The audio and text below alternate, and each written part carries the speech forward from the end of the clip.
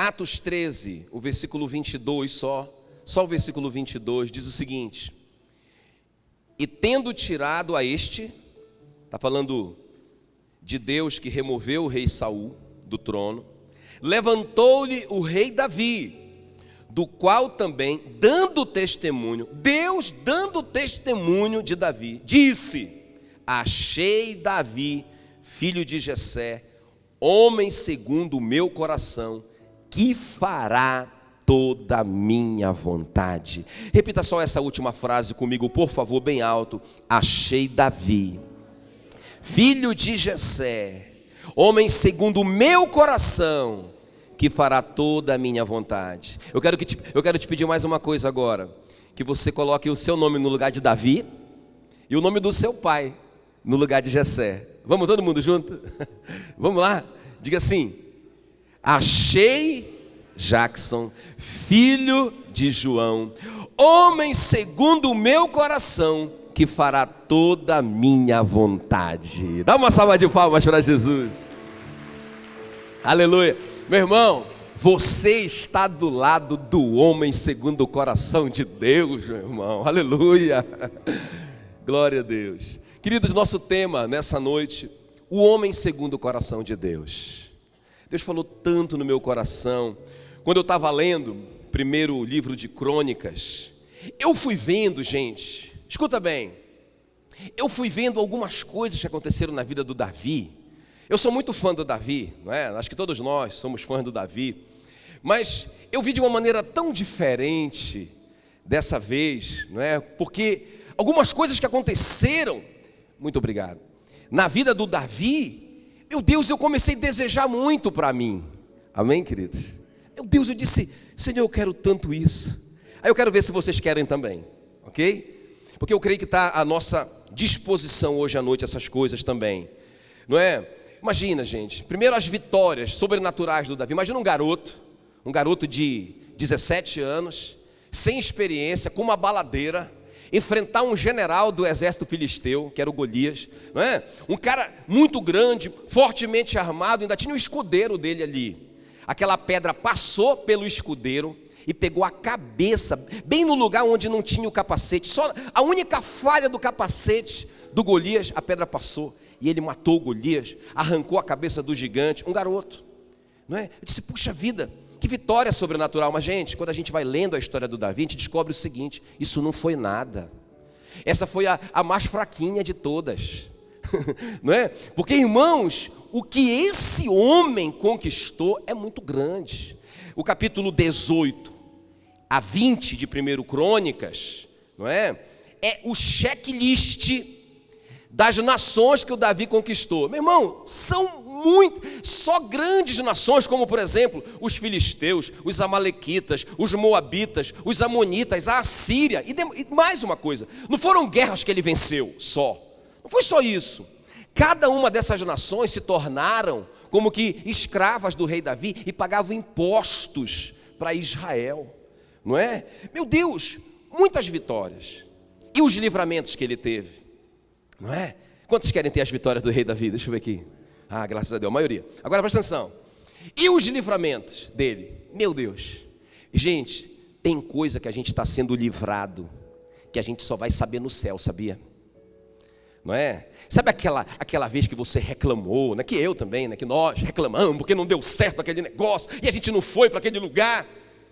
Irmãos, lá no céu a gente vai saber que ali Deus nos livrou de um grande acidente, de um grande prejuízo, não é? De um grande tropeço na nossa vida. Quem está me entendendo? Mas eu estava vendo, meu Deus, como que o Davi foi livrado várias vezes, não é? Lembra aquela vez que o Saul estava perseguindo ele? Os zifeus, né? Os zifeus denunciaram que o Davi estava ali no país deles, e o Saul chegou, não é? Sorrateiramente, foi uma surpresa para o Davi. Irmãos, e quando o Davi se deu por conta, ele e o exército dele, o Saul já estava muito perto. E eles conseguiram ainda escapar, mas quando o Saul já ia para matá-los, aí chegou uma notícia no exército do rei Saul, que Jerusalém estava sendo invadida pelos filisteus.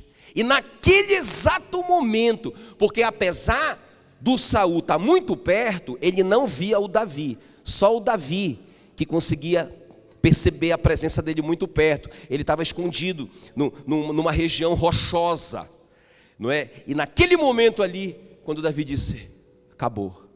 E todo o exército encurralado, e o exército de Saul ali pertinho, sentindo o cheiro dos soldados do Davi. Naquela hora, chegou a mensagem.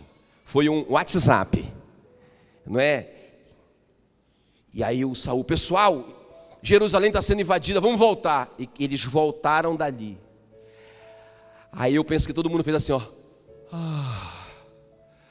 Eu penso que, sabe aquele desespero que ao mesmo tempo aquele alívio. E o Davi batizou aquele lugar de pedra de escape. Quem está me entendendo? Irmãos, eu falei, eu quero isso na minha vida. Senhor, eu quero muito isso. Não é porque às vezes a gente entra por uns lugares que não era para a gente entrar. Às vezes a gente comete alguns erros, toma algumas decisões erradas. Senhor, eu quero tanto a tua misericórdia. Que na hora H, não é? O Senhor tire o inimigo dali. E eu seja livrado, seja liberto. Quantos querem isso na sua vida? Muitas vitórias, Lembra do livramento? Quando o Saul armou uma emboscada assim para o Davi. O Saul era o rei, o Davi era general do exército dele. E o Saul falou assim, eu vou matar esse cara, porque o povo está gostando mais dele do que de mim. Não é? O povo fica aí cantando, Saul matou seus milhares, mas Davi matou seus 10 milhares. Vou matar esse cara, vou acabar com a vida dele. E aí ele arrumou um esquema para o Davi ir enfrentar os filisteus. E ele pediu 100 prepúcios. Todo mundo sabe o que é prepúcio, não é? E aí ele pediu 100 prepúcios de filisteu como prova, né, da vitória. Mas ele falou assim, se você trouxer os 100 prepúcios, eu te dou a minha filha Mical. Pensa na gata que era Mical, aleluia. Miss Universo, meu irmão. Pensa, linda. Aí o Davi disse, não é? E o Davi então foi lutar. Ele queria muito casar com a Mical, até porque ele ia casar com a filha do rei, isso era importante também, não é? Irmãos, e ele foi, mas o Saul disse assim, eu vou matar o Davi através das mãos dos filisteus, através dessa armadilha. E o Davi foi, mas irmãos, Deus livrava tanto Davi. Sabe o que aconteceu? Ele foi, o Saul pensou, me livrei do meu inimigo, aleluia, fazer uma festa em Jerusalém. Meu irmão, quando Davi voltou, ele voltou com 200 prepúcios de filisteu, todo feliz, aleluia.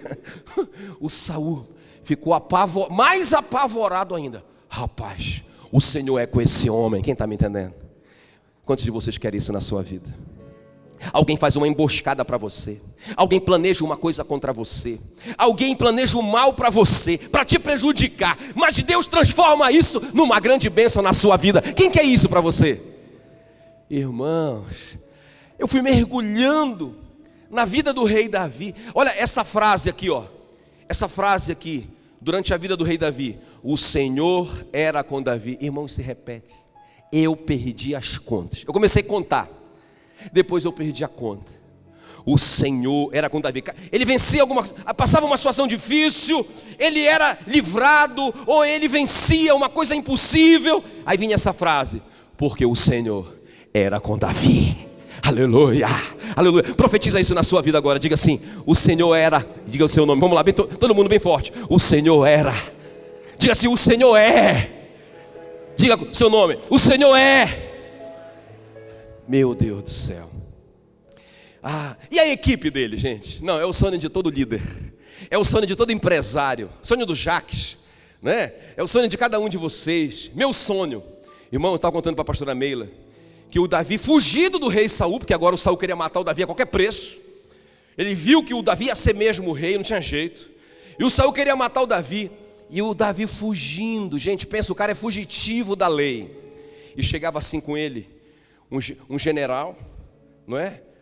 Com 1000 pessoas seguindo. Pensa, a pessoa, Jacques, 1000 pessoas, de uma vez só. Quero te servir, quero te seguir, Mas eu não tenho nem como pagar o teu salário, rapaz, eu sou um fugitivo da lei. Não importa, nós sabemos que o Senhor é contigo, e nós queremos te servir, nós queremos ser o teu soldado. A Bíblia diz que foram vários desses capitães de 1000, desses líderes de 1000 que chegaram, uns caras assim, gente. Fala que um desses capitães conseguia lançar a funda com as 2 mãos, isso era uma coisa nova, uma ferramenta nova de guerra, com as 2 mãos, eu não sei nem com a direita, não tem nem jeito com a esquerda, o cara conseguia fazer com as 2 e conseguia cortar um fio de cabelo a uma longa distância. Quem quer um soldado desse? Aleluia! Não é? Quem quer um funcionário desse? Quem quer uma equipe dessa? Meu Deus! Eu disse, Senhor, eu quero isso para mim também. A tua palavra diz que o Senhor não faz acepção de pessoas, não é? Se o Davi teve, eu quero ter. Irmãos, foi aí que o Espírito Santo falou no meu coração. Você quer ter o que o Davi teve? Quero. Então ele disse, então seja o que o Davi foi. Irmãos, um homem segundo o coração de Deus. Eu falei, Senhor, mas o que fez do Davi um homem segundo o coração de Deus? E é sobre isso que eu quero falar com vocês hoje à noite. Sobre 3 exageros na vida do rei Davi. Ok? Porque se a gente for estudar a vida do rei Davi, gente, a gente vai encontrar, não 3, mas 3.000 virtudes. Vamos encontrar defeitos também. Inclusive foi uma das coisas que me animou, sabia? Porque ele tinha o pé de barro. Ele não era o super-homem, ele não era perfeito. Não é? A pessoa, o cara, homem de Deus, que fica na hora da batalha, ele está vencendo tanta coisa, conquistando tanta coisa, que na hora que era para ele ir para a batalha, ele resolveu ficar no palácio, curtindo o palácio. Já ganhei, cuidado com essa sensação do já ganhei, já conquistei, já cheguei. Aí ele, agora eu não tenho mais inimigo, todo mundo paga imposto para mim, estou tranquilo, nem vou para a guerra. A gente nunca pode deixar de guerrear, amém, queridos? Nunca, irmãos, nós sempre estamos em guerra, amém? Se a gente não for um guerreiro ativo, a gente vai ser um guerreiro passivo.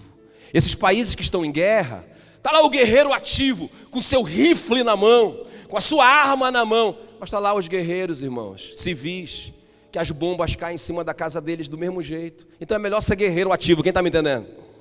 O Davi ficou lá, e foi ali que ele viu a Betseba, a gente conhece a história, se apaixonou por ela, teve uma relação com ela, engravidou a moça, e depois, para resolver a situação, ele teve que matar o seu soldado mais leal, um oficial chamado Urias, que era o marido da Betseba, não é? Matou o seu oficial pelas mãos do inimigo, gente, que covardia. Agora, eu sempre digo assim, né, que Davi contra Golias, Davi nocauteou Golias, foi uma vitória. Mas Davi contra Urias, irmãos, ele perdeu essa batalha. Porque Urias deu show de bola no Davi, um show de lealdade, não é? Então veja bem, meu Deus, eu fiquei pensando, ele é um homem como eu, ele é um homem que pisou na bola. O recenseamento, né, que ele fez o censo, ele contou os soldados que Deus entendeu como soberba dele. O Joabe ainda foi com ele e falou, não faça isso, Deus vai te dar muito mais. Ele contou a si mesmo, o prejuízo foram 70.000 soldados mortos. Quem está comigo aqui? Não é? Então um cara que falhou. Eu falei, puxa vida, então tem esperança para mim. Diga, tem esperança para mim. Não é? Porque, irmãos, o Davi não era perfeito. Ele obteve essas vitórias, esses livramentos, essa equipe maravilhosa, todo esse sucesso, mas ele não era perfeito. Mas o que ele fez? Que eu falei assim, 3 coisas, né? Que ele fazia exageradamente. E isso agradou muito o coração de Deus. Eu creio que essas coisas fizeram de Davi o homem segundo o coração de Deus. Então vamos ver comigo? Primeira, essa dependência radical de Deus. Meu irmão, pensa comigo. Você chega na sua casa, está amarrado em nome de Jesus. Isso nunca vai acontecer, em nome de Jesus. Só para que a gente se coloque no lugar do Davi. Chega na sua casa e roubaram tudo, diga, está amarrado. Levaram a sua esposa, diga, está amarrado. Levaram os seus filhos, está amarrado. Não é? Meu irmão, meu Deus. Aí o cara chega e vê essa situação. O que o Davi vai fazer? Ele vai consultar a palavra de Deus. Não é? Pede a estola sacerdotal. Ele quer ouvir uma palavra de Deus. E aí eles trazem a estola sacerdotal. E a Bíblia diz que Davi, 1 Samuel 38, consultou Davi ao Senhor, dizendo: perseguirei eu o bando, alcançá-lo-ei. Respondeu o Senhor, a palavra. Ou seja, ele ouviu uma palavra.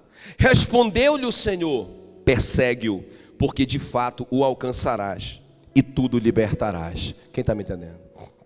Qual é o desafio, gente, aqui, prático? E quando eu estou falando isso, cada uma dessas três eu disse assim: meu Deus, misericórdia. Eu quero tanto essas coisas que aconteceram na vida do Davi, mas o preço é ser um homem segundo o coração de Deus. Meu Deus, e para ser um homem segundo o coração de Deus, eu tenho que ter uma dependência nesse nível. Eu falei: Senhor, eu não dou conta.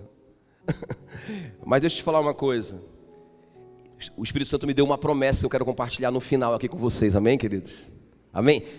Ao homem ter uma dependência dessa do Davi, radical, nesse nível, é impossível. Mas para Deus nada é impossível. Amém? Escuta bem. Meu Deus, quando você vai fazer alguma coisa, você consulta a Deus. Você vai mudar, você consultou a Deus. Você vai ficar, você consultou a Deus. Você vai vender, não vai vender. Você vai casar ou não vai casar. Meu irmão, seja lá o que for, não é? Você consulta a Deus. Você pede para Deus te dar a resposta. Gente, o Davi consultava a Deus, mesmo naquilo que era óbvio. Gente, não é óbvio. Você chega na sua casa, levaram tudo, levaram a sua esposa, seus filhos. Não é óbvio chamar a polícia? Sim ou não? Imagina, Senhor, a Bíblia. Imagina, gente, o clima. A Bíblia diz que os homens dele pegarem pedra para matar. Por isso que eu digo que é um exagero. É um exagero isso. Mas Deus gostou. Foi um exagero que Deus gostou. Os caras com pedra na mão, culpando ele como general. Vamos te matar. A culpa é sua de terem levado as nossas esposas. A Bíblia diz que eles choraram até não ter mais força para chorar. Mas o Davi se fortaleceu no Senhor, a Bíblia diz. Meu Deus, o que esse cara vai ler a Bíblia e orar nessa hora?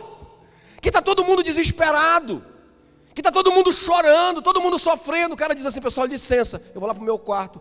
O que o senhor vai fazer no quarto? Eu vou ler a Bíblia e vou orar. Não é um exagero isso, gente? Você não acha que é um exagero? Eu acho exagerado demais. Meu Deus, digo: Senhor, tenha misericórdia de mim, porque eu quero tanto esses livramentos, e essa vitória, e essa graça diante dos homens, para essas equipes chegarem, para a gente conquistar o Tocantins para Jesus. Eu preciso tanto desses generais de 1000, que lançam a funda com os 2 braços, e cortam o cabelo, numa grande distância, com uma funda. Eu quero tanto isso. Puxa, mas esse nível de dependência de Deus, da palavra de Deus, quem está me entendendo? É um grande desafio, gente. Então, como é que se manifestava essa dependência radical de Deus na vida do Davi? É isso: pela paixão que ele tinha pela palavra e pela oração. Salmo 119, ele diz o seguinte, no versículo 97. Olha só o que ele declara aqui, o Davi. Salmo 119, 97. Quanto amo a tua lei. A tua lei. Na tua lei eu medito todo dia.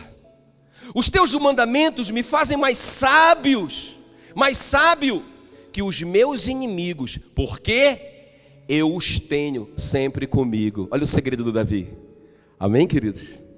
Irmãos, deixa eu te falar uma coisa aqui. Uma coisa é a gente ler a Bíblia. Outra coisa é a gente amar a Bíblia. Entende o que eu estou falando?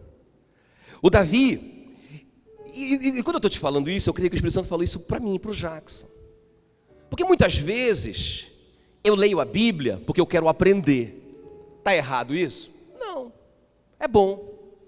Muitas vezes eu leio a Bíblia porque eu tenho que ensinar. Está errado isso? Também não. Mas o Davi, irmãos, ele amava a palavra de Deus. Era um prazer para ele ler a palavra, meditar nela. O texto fala, todo o dia. Ele não está falando aqui assim, olha, eu medito na tua palavra todos os dias. Com certeza ele fazia isso também.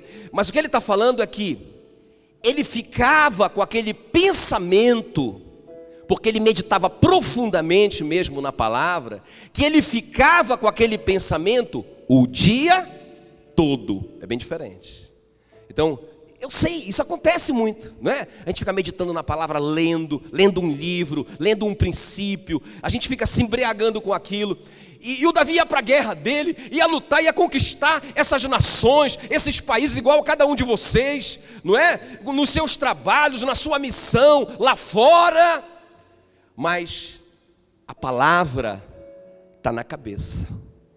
Quem está me entendendo? Quantos querem ser um homem segundo o coração de Deus? As mulheres disseram, eu não.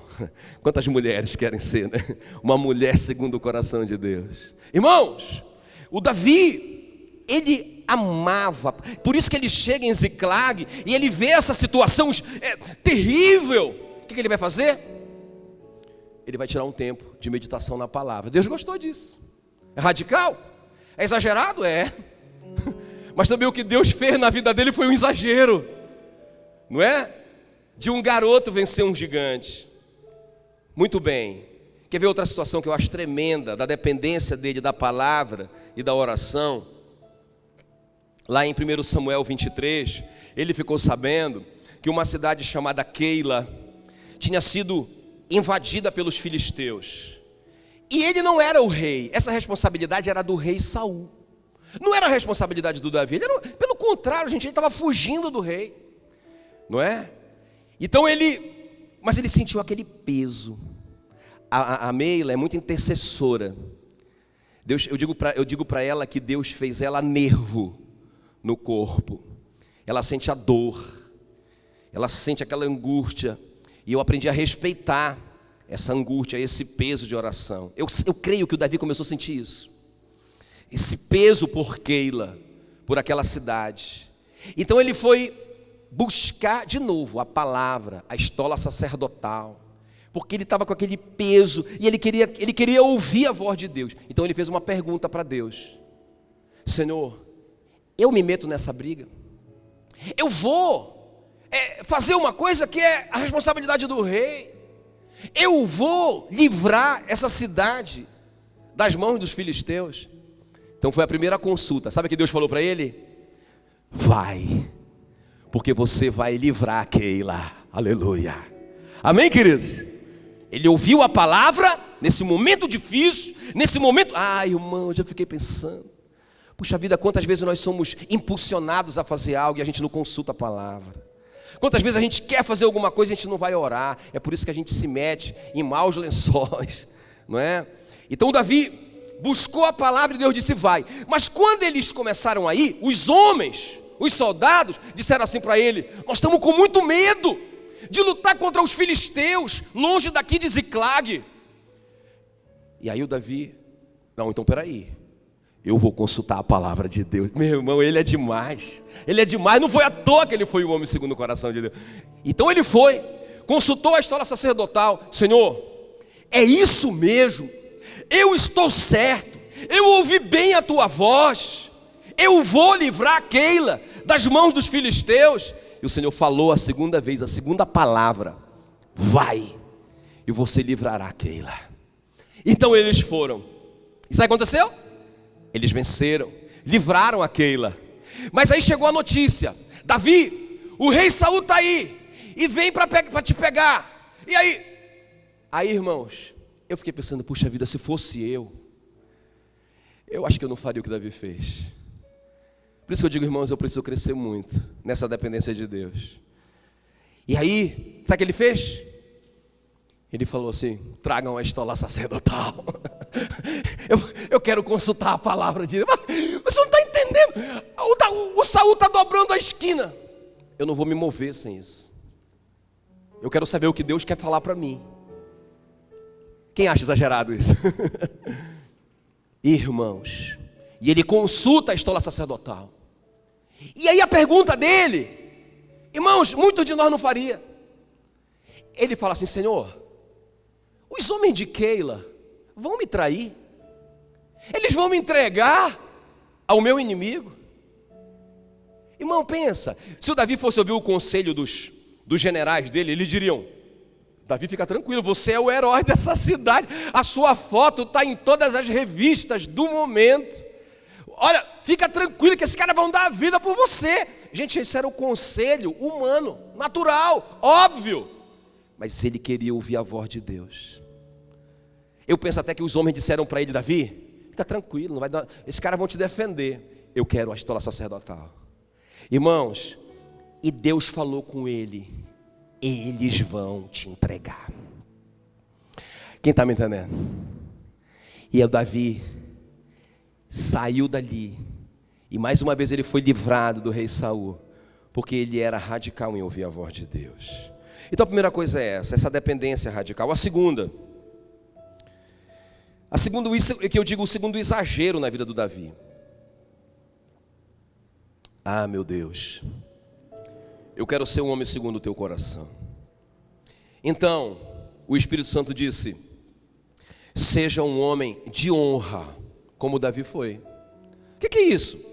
Gente, eu vou te explicar. E se coloque no lugar do Davi de novo. O Saul passou a vida inteira, foram 13 anos. Quantos anos? 13 anos. Perseguindo Davi injustamente, só por causa de ciúme. Perseguindo. O Davi fugiu de Jerusalém, deixou a família, virou um peregrino, né? Um nômade. Puxa vida, por causa do rei Saul. E agora o rei Saul, a gente conhece bem a história, entra numa caverna, a Bíblia diz, para esvaziar o ventre. E justamente na caverna que o Davi está, Deus não anda com esse homem, coloca o inimigo debaixo dos pés do Davi. Agora, olha a palavra que o Davi vai ouvir. Escuta, os soldados do Davi disseram assim: ó, o Saul está esvaziando o ventre, e esse é o dia que o Senhor te prometeu, que Ele colocaria os teus inimigos debaixo dos teus pés. Irmãos, olha a palavra do homem de honra. Olha o que ele vai dizer para os soldados: o Senhor me guarde, que eu faça tal coisa contra o meu Senhor. Ele chama o perseguidor de meu Senhor. Isto é, que eu estenda a mão contra ele, pois ele é ungido do Senhor. Quem está me entendendo? Quem acha isso exagerado? Quem acha isso uma honra exagerada? Há um cara maluco que virou o rei Saul, um cara que consultava as necromantes, que era proibido em Israel, um cara injusto, que era possuído por um espírito maligno. A Bíblia diz que ele só era liberto quando Davi tocava para ele. Quem acha que o Davi tinha que honrar esse cara? Mas ele honrou, e Deus gostou disso, não é? Outro episódio que o Davi entra sorrateiramente, ele e o Abisai, um dos generais dele, entra no acampamento do rei Saul, e o Saul está dormindo, e o Abisai diz assim: olha, eu vou cravar minha lança nele. E olha o que o Davi vai dizer, 1 Samuel 26, 9: quem haverá que estenda a mão contra o ungido do Senhor e fique inocente? E ele segurou a lança do Abisai. Irmão, sinceramente, quando eu li esse texto eu pensei assim: eu estou mais para Abisai do que Davi. Porque eu pensei, meu irmão, eu acho que eu aproveitava essa oportunidade. Entende o que eu estou falando? Mas como que esse homem foi um homem de honra? Quando chegou um soldado contando para ele, com a coroa do rei Saul: matei o rei Saul, te livrei do teu inimigo. Aí olha o que o Davi vai responder para ele, 2 Samuel 1,14. Ele abre um olhão arregalado para o soldado E o cara todo feliz com a coroa. Matei o teu inimigo, esperando a recompensa. Ele queria uma recompensa. O Davi disse: como não temer de estender a mão para matares o ungido do Senhor? Soldado! A recompensa dele. Perdeu a cabeça. Meu Deus. Aí eu entendi Mateus 10:40, quando Jesus diz: aquele que recebe, aquele que vos recebe, a mim me recebe. E aquele que me recebe, recebe aquele que me enviou. Quem está me entendendo? Quando você recebe qualquer autoridade delegada na sua vida, essa palavra recebe aqui é honra, é respeito. É a mesma palavra, porque é o mesmo texto, o versículo 41, olha, Mateus 10:40 diz: quem vos recebe, a mim me recebe, e quem me recebe, recebe o que me enviou. Quem recebe, o 41, o profeta, no caráter de profeta, receberá a recompensa de profeta. Então, irmãos, o Davi entendeu o seguinte: esse cara é a autoridade delegada de Deus. Esse cara doido, maluco, mau, foi colocado aí por Deus. Só Deus pode tirá-lo. Eu não vou me levantar contra ele. Deus gostou disso, porque Deus tirou o Saul. Nós começamos lendo esse texto aqui. Tendo Deus tirado a Saul, levantou-lhe o rei Davi. Amém, queridos? É Deus que remove reis e estabelece reis. Mas se nós quisermos ser esse homem e essa mulher de honra, ou melhor, essa mulher segundo o coração de Deus, esse homem segundo o coração de Deus, nós temos que ser homens e mulheres com essa honra do rei Davi. Quem está me entendendo? Amém? E último lugar, gente, para a gente orar. Outro exagero na vida do Davi. Então não só o relacionamento dele com a palavra, não só essa honra que ele tinha, não é?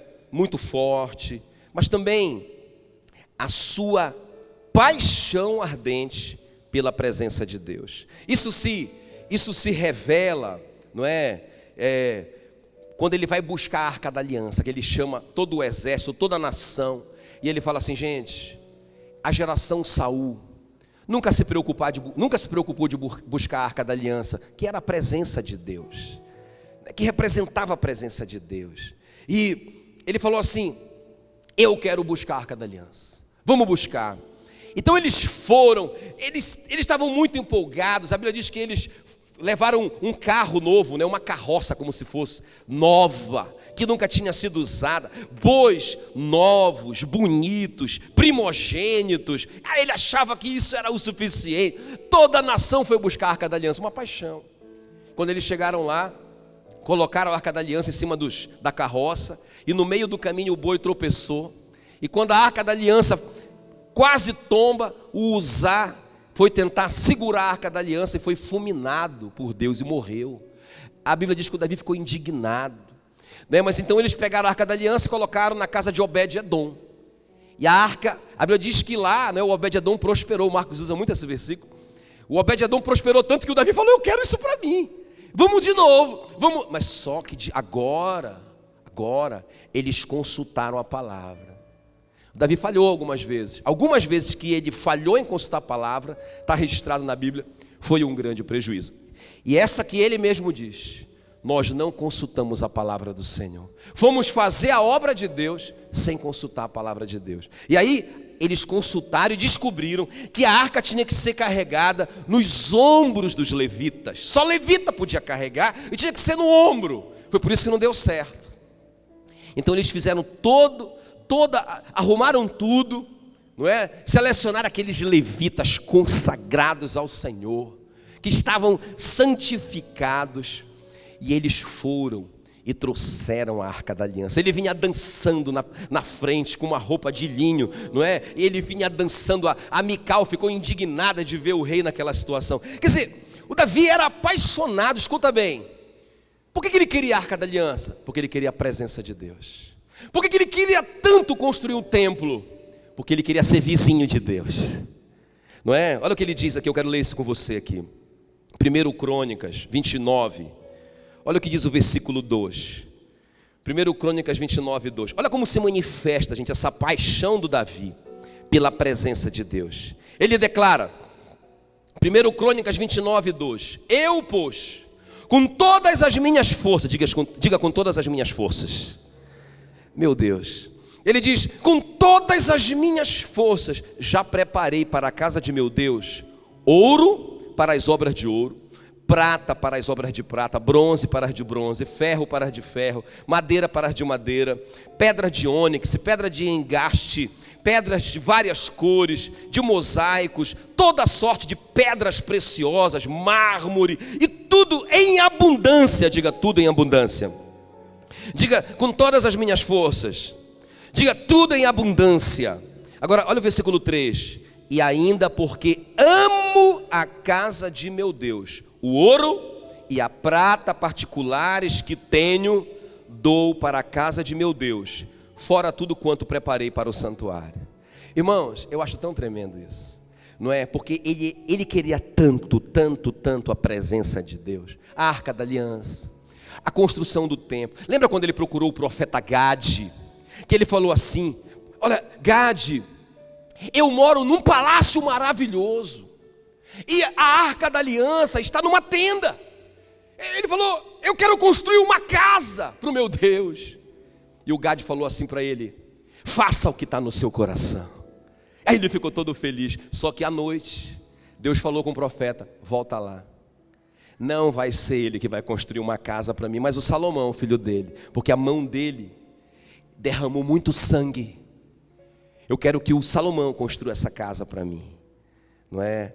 Mas ele tinha uma paixão pela presença de Deus.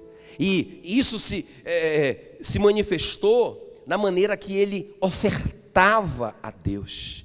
Meu Deus, está registrado, ele deixou para o Salomão, ele deixou muita coisa para o Salomão. A Bíblia diz que ele deixou toda a matéria-prima, tudo que era necessário para o templo ele deixou para o Salomão. E o que está registrado é o seguinte, que ele deixou 3,5 toneladas de ouro para o Salomão, 35 toneladas de prata. O texto diz que o bronze, o ferro, os outros metais, foi impossível de contabilizar.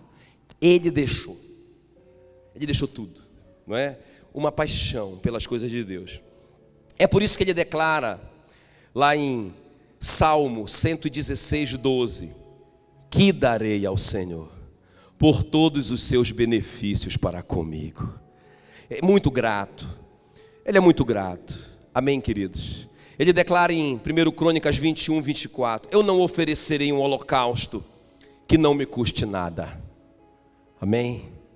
Então, agora deixa eu terminar. Escuta bem, preste bem atenção. Quem está aqui comigo? Ok. Quando eu li essas coisas, eu falei: Senhor, eu não tenho essa dependência radical do Davi. Eu não sou esse homem de honra que o Davi foi. Eu quero muito ser. Eu não tenho essa paixão ardente pela tua presença como o Davi tinha. Eu tive que confessar isso, irmãos. Eu falei: mas eu quero muito ser o homem segundo o coração de Deus. Não é? E sabe o que o Espírito Santo colocou no meu coração? Isso eu quero terminar. Aí eu quero que você abra a sua Bíblia comigo, essa promessa tremenda, em Gálatas 2:20. Deixa eu terminar com isso. Eu quero ser um homem segundo o coração de Deus. Eu quero as vitórias do rei Davi, os livramentos dele. Eu quero essa graça diante dos homens. Eu quero o sucesso dele. E sobretudo eu quero agradar o Senhor, porque se eu sou um homem segundo o coração de Deus, eu vou fazer o coração de Deus feliz. Mas, puxa, esses exageros do Davi, sinceramente, eu penso que é impossível, humanamente falando. Então, como a gente faz? Gálatas 2:20. Eu creio que a solução do Espírito Santo diz assim: logo já não sou eu quem vive, mas Cristo vive em mim. Posso ouvir um glória a Deus? Diga: não sou eu quem vive. Diga bem forte: já não sou eu quem vive, mas Cristo vive em mim.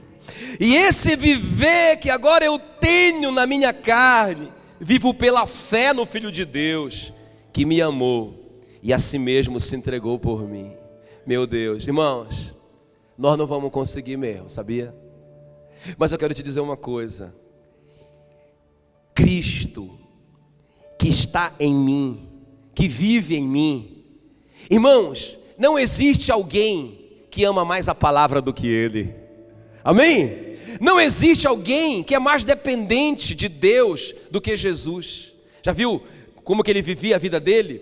Ele diz assim: eu não faço nada de mim mesmo, eu só faço o que eu vejo o meu Pai fazer. Aleluia! E Ele vive em mim. Ele é a esperança da glória. Cristo em mim, a esperança da glória. A minha esperança de me tornar um homem segundo o coração de Deus está no fato de Cristo viver em mim. Amém, queridos? Meu Deus, quem foi um homem de mais honra do que Jesus aqui na terra? Já pensou? Ele se submeteu ao profeta João Batista. Ele foi batizado. O João Batista disse: está louco, o Senhor que tem que me batizar. Ele se curvou, Deus se curvou e se submeteu ao João Batista. A Bíblia diz que Jesus foi obediente aos seus pais. Ninguém foi um homem de mais honra do que ele. E ele vive aqui. Ele vive em mim. Cristo vive em mim. Então eu não dou conta, mas Ele dá. Porque a vida que agora eu tenho, eu não vivo mais para mim mesmo, mas é a vida de Cristo fluindo de mim. Amém, queridos? Olha só, já não sou eu quem vivo. Diga comigo: já não sou eu quem vivo, Cristo vive em mim. Olha, e esse viver que agora eu tenho na carne, ele diz assim: eu vivo pela fé. Então deixa eu fechar com isso, presta bem atenção. Aí eu entendi o que o Espírito Santo queria dizer para mim. Puxa vida, porque eu falei: Senhor, eu acho que eu estava no lugar do... Se eu estivesse lá no lugar do como é o nome dele lá? O soldado Abisai, né? Meu Deus, eu acho que eu pensaria a mesma coisa. Mas aí o Espírito Santo falou no meu coração assim, ó: mas você não vive pelos seus sentimentos, você vive pela fé do Cristo que está em você. Aleluia! Amém? Irmãos, deixa eu te dizer uma coisa: Cristo é a palavra. Amém? Essa semana Deus falou comigo assim, olha, que tudo começou com uma palavra: haja luz.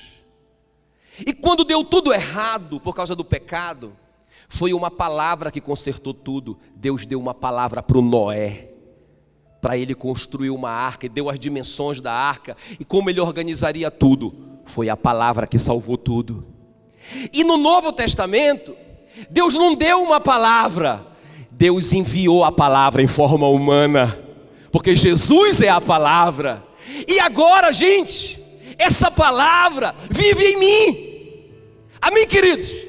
Essa palavra vive em mim. Então, puxa, o meu sentimento é: puxa vida, eu estou passando por essa dificuldade. Não, mas eu não vivo pela emoção. O justo viverá pela fé. Então eu vivo pela fé, eu vivo pelo princípio. Então eu estou com vontade de chutar o balde. Eu vou chutar o balde desse casamento. Não, mas a palavra que vive em mim está dizendo assim, olha: não separe o homem aquilo que Deus uniu. Mas eu não estou sentindo isso. Mas eu não vivo pelo meu sentimento, eu vivo pela fé. Amém, queridos? Eu não estou com vontade de orar. Eu não quero orar. Mas a palavra que vive em mim diz: orai sem cessar. O princípio da palavra diz: orai sem cessar. Então não interessa. Vem, não quer orar? Vem cá.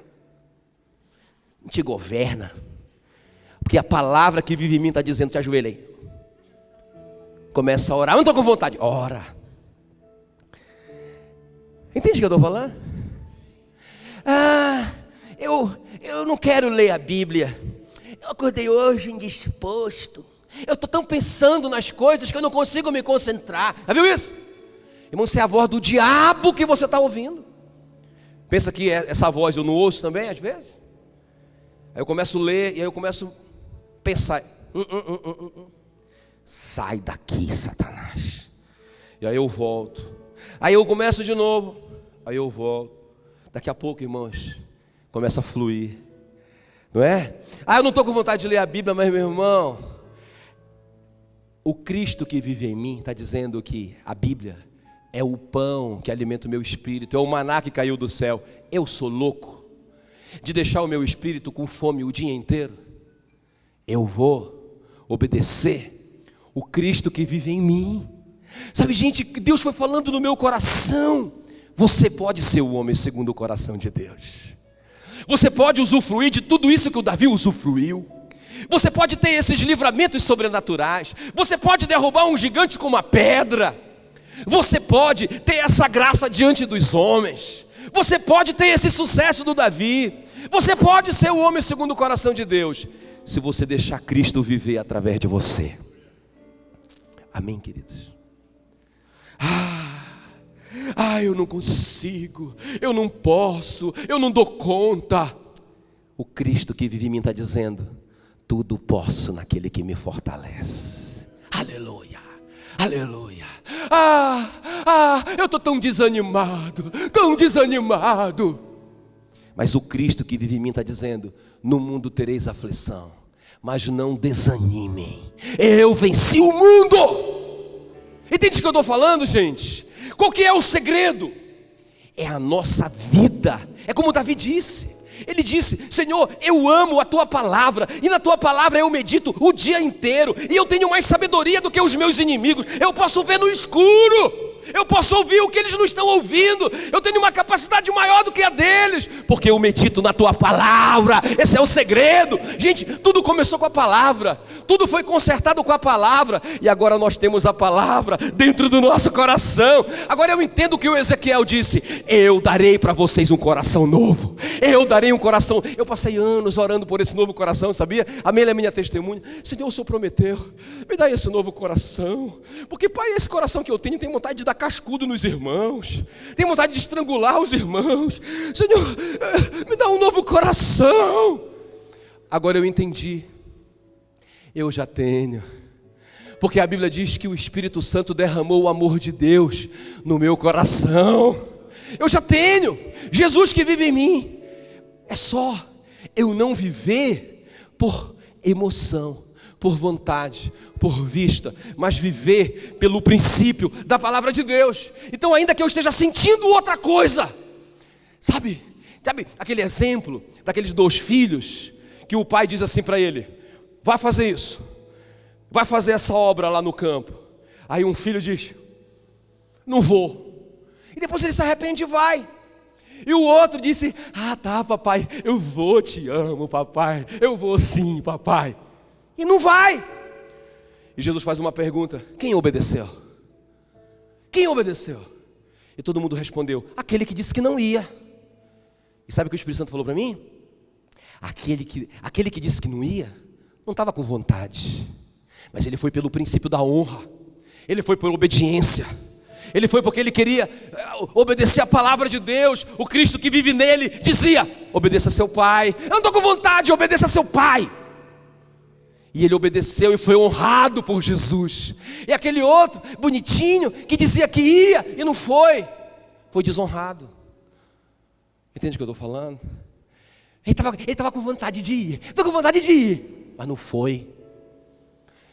Então, gente, vontade não nos faz homens segundo o coração de Deus. O que nos faz o homem segundo o coração de Deus é a obediência ao princípio da palavra de Deus. Estou com vontade de obedecer, estou com vontade de ser santo, estou com vontade, mas não faz.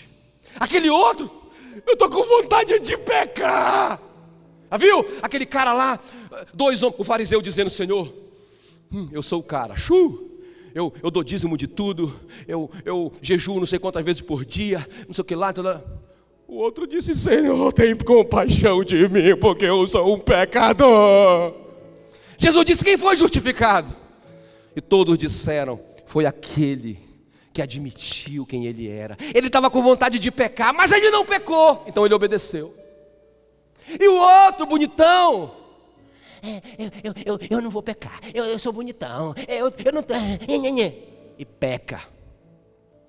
Gente, o que vale é a fé no Cristo que vive em nós.